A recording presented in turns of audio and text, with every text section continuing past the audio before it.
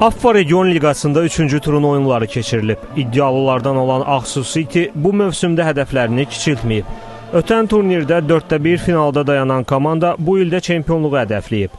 Mərkəz zonası çərçivəsində baş tutan oyunda rəqib Beyləqanın Mil komandası olub. Tərəflər azarkeşlərə məhsuldar maç izlədiblər. Oyunda nə az nə çox, düz 8 qol vurulub. Ağsulu Rəvan Kərimovun start qoluna Rəmzi Eminli və xüsusilə azaldakı çıxışları ilə tanınan təcrübəli Aydın Qasımov dəstək verib. Amma ruhdan düşməyən Beyləqanlılar Taleh Salmanlının 2 qolu ilə intriqanı bərpa ediblər. Qonaqların bundan artığına gücü çatmayıb. Üstəlik Məhəmməd Xəlilov üstünlüyü 2, dubledən Aydın Qasımov isə 3 topa çatdırıb. Son qol xüsusilə baxımlı alınıb. Ağsu futbolunun veteranı Natiq Əliyev cərimə zərbəsindən dəqiq və gözəl zərbə indirib. 6-2.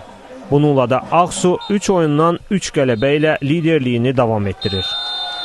Yüksəlimiz ən çox azarkeşlərimizdən alırıq.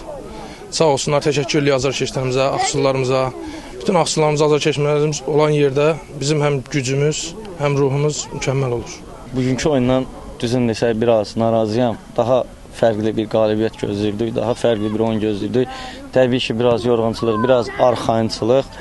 Amma uşaqlar yenə də sağ olsunlar, azarkeşlərimiz də sağ olsunlar, əziyyət çəkdilər. İndi hədəfə doğru gedirik də inşallah, hədəf çempionluqdur. Birinci Allahın izindən sonra azarkeşlərimizin dəstəyi ilə inşallah ki, biz ona çatacaq çempionluğa.